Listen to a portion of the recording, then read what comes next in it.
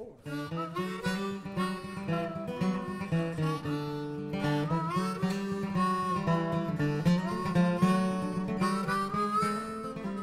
Welcome to W&L Sports Weekly. I'm your host, Jeremy Franklin. This week we'll speak with wrestling coach Mike Bennett, men's swimming captain Ryan Hartman, and men's basketball captain Jason Cimino. The Thanksgiving weekend featured just a couple of W&L athletic contests. At the Warner Center on Saturday, the men's basketball team improved to 4-0 with an 87-78 non-conference win over Averett. The Generals are off to their best start since 1987. And in women's hoops, Washington and Lee defeated Holland 78-58 on the road on Monday, moving to 2-0 in the Old Dominion Athletic Conference and 3-1 overall. With me now is wrestling assistant coach Mike Bennett. Mike, welcome back to the program. It's good to be here. You had some good results up at Ursinus and then back at W&L a couple of weekends ago. How have the first two events gone for the Generals? Well, we're off to the best start in a long time. We had 3 in the finals at Ursinus and 1 champion, which we've never had. We've had some in the finals, but we've never had a champion. Freshman Jordan Yost won it. He pinned his way to the finals and won over a conference opponent, 3-0 in the finals. And we had another freshman, Eric Fessel, lose to a University of Maryland kid in the finals. And also senior captain Keith Jaworski beat the number 9 kid in the country to advance to the finals, where he lost a 1-point match. So, that was a great tournament for us. And then the next week we had the W&L Fall Classic, where we wrestled VMI and Eastern Tennessee State, and we didn't lose a single match. Well, technically we lost. We went 16-1, and we lost 1 match where we had to wrestle ourselves. So it's off to a really good start for us, and I couldn't be happier. You mentioned a couple of your young players. How exciting is it to have such a big and talented first-year class? Yeah, we had 9 freshmen this year, and boy, what a difference a year makes. It's very exciting in the room. The atmosphere is competitive. The kids are excited. They're working really hard. They're pushing the upperclassmen, and they're learning. The biggest thing is that they're really allowing themselves to be coached, and that's so important with our young kids. And the sooner they allow themselves to be coached, the sooner they develop, and the better the results are. That being said, though, we didn't return very many people, so we still have a very small roster. That's one of our number 1 concerns in the recruiting season, is to increase our numbers. So we still don't have a few spots. We have some injuries, so we still got a few spots in our lineup that we don't have anybody to fill.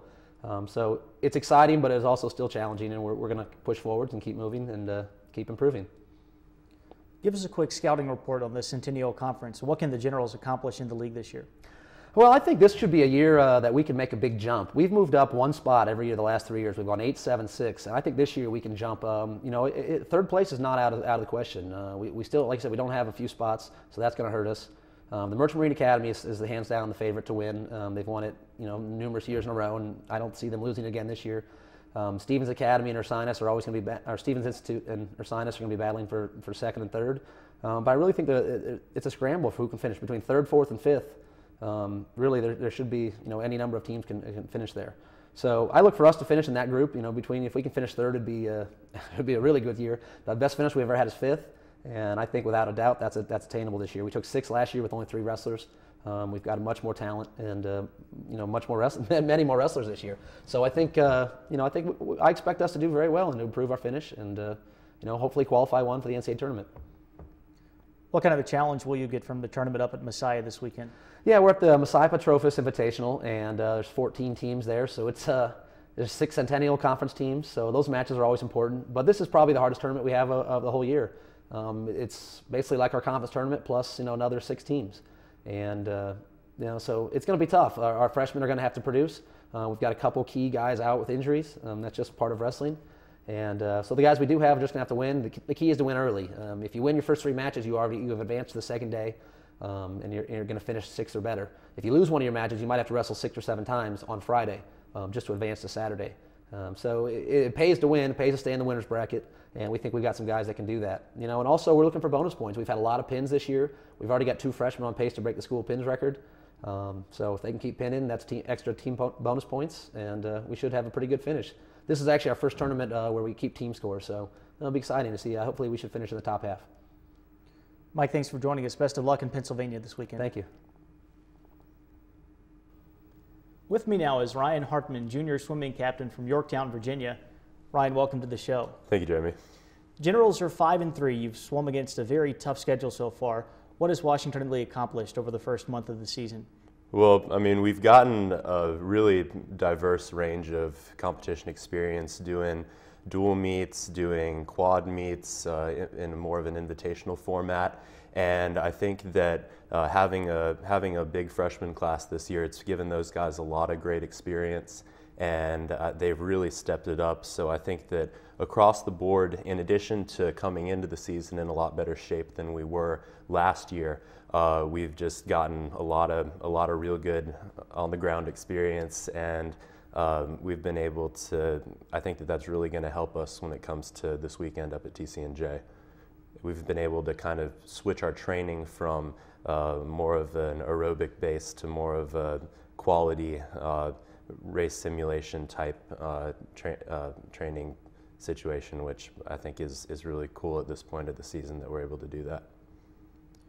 Among your many extracurricular commitments, you're president of the Team Traveler Cycling Club, you're a member of the Chamber Singers. How do you balance all of that with academics and athletics? Well, riding for Team Traveler really meshes well with swimming because I'm able to do it through the summer as well as the first part of the school year when swimming hasn't really gotten rolling yet. We haven't started having any meets, and then I'm able to pick it up once the season ends in the spring. And it really goes hand in hand with swimming because I'm able to carry my aerobic base over from swimming to cycling, and it's a good. I've really enjoyed getting into that. I'm glad that I did that freshman year because it's been a really good experience.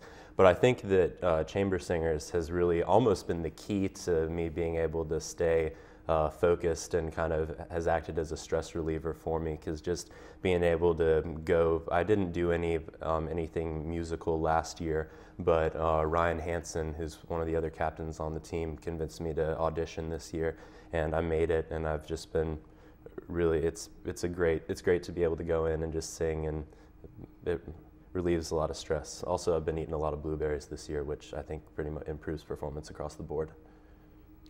What's in store for W&L at the TCNJ Invitational this weekend?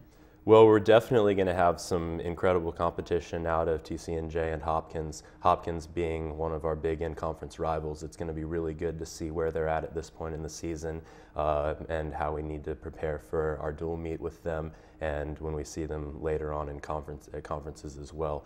So we're definitely going to get some incredible racing experience with the prelims finals format of the meet.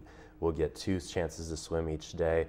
We're going to have to really step it up in the morning to make sure that we got people who are making it back into the final session. And I think it's going to be a great introduction for the freshmen into a college prelims finals format meet, getting them ready for conferences. But I think that we're in really good shape. We've got a little bit of a taper this week, and I think we're going to be rested and ready to go. After this weekend, your next scheduled event is in mid-January against Gettysburg. I know you'll be training extensively during the downtime, but how do you get over such a long layoff with actual scheduled races? Well, I feel like it's definitely not a break. We'll probably have about a week and a half at home where we'll train with our club teams, and then training trip back in Lexington and down in Jacksonville will be a really good opportunity to get our butts kicked. But I think that Gettysburg meet is just going to be a really good tune-up, getting back into race mode after that really long just period of strictly training. I think it breaks the season up nicely into 2 parts, finishing with this meet at TCNJ coming up this weekend, and then having training trip and the Gettysburg meet kicking off the second half of the season. Ryan, thanks for joining us. Best of luck with the rest of the swimming campaign. Thank you very much. I'm joined now by Jason Cimino, senior basketball captain from Branchburg, New Jersey. Jason, welcome back to the show. Thank you. Thanks for having me. During your first 3 years with the men's basketball program, the Generals have had their first 3 winning seasons since the late 80s. What has that experience been like for you? It's really been unbelievable, to be honest. Coming down here, I wasn't really sure what to expect, being from New Jersey and not knowing that much about the place. And I got down here, and it's just been a special group of guys from my freshman year on. We won 15 games my freshman year, and that year we had the feeling that, we could be pretty good. And then coming back sophomore year, it was like, all right, we're going to do better. And we won 16 games. And I remember after those guys graduated my sophomore year, they said, we've turned the corner, and we went from being a decent team to really building a program. And I think you saw that a lot last year when we won 17 games, and we had senior leadership, big freshman class. Now this year you come in and the goal's better than 17. The goal is to keep improving and never go backwards. And I think that's been the most special part about it's become a program, and I've been able to see that transition through my 4 years from where, yeah, we could be a good team to now we expect to win year in, year out, night in, night out, every single game. Last year, the ODAC had 3 teams in the Elite Eight, 2 in the Final Four. There are 3 conference teams in the top 10 in Division III right now. How challenging and how rewarding is it to play in that kind of a conference? The ODAC, it's just a gauntlet. Every night's a battle. Every night's a fight. Like you mentioned, all the teams in the top 10. Guilford was in the top 25 earlier this year. It's great, you know. You don't want to play in a conference that's weak. You want to play the best every single night. And I think it brings the best out of us every single night, which is really a special thing. And it's great, like going on the road tonight at Roanoke, and we're really going to see what we're made of early in the season. And you don't get that in most conferences, which I think is the special part, really, of the ODAC. And it's rewarding when you know you're beating the best. This is the best the Division III basketball has to offer. And that's why people come here, and it's why you want to play in the ODAC. You've got a very young roster this year, mostly first years and sophomores. As captain, how will you keep your team motivated as you get into the meat of the conference schedule in 2011? The motivation, I don't think is the big issue for the team. I think focus and concentration is really the big issue. Everyone wants to win. It's just a matter of doing the things we need to win. And I think my job as the leader and the captain is to show them that it's all the little things that are going to matter. It's the getting every rebound, playing every possession like it's the last possession of the game, because you really don't know, which play is going to affect it. And I think that is my job, is to show everyone that every little thing matters. Every little play is a huge play. And hopefully I can, instill that in the freshmen and the sophomores who have the experience, especially with the 3 juniors we have. They help me out a ton. And it's more of a group thing than just one captain. I would say the leadership really comes from us as a whole.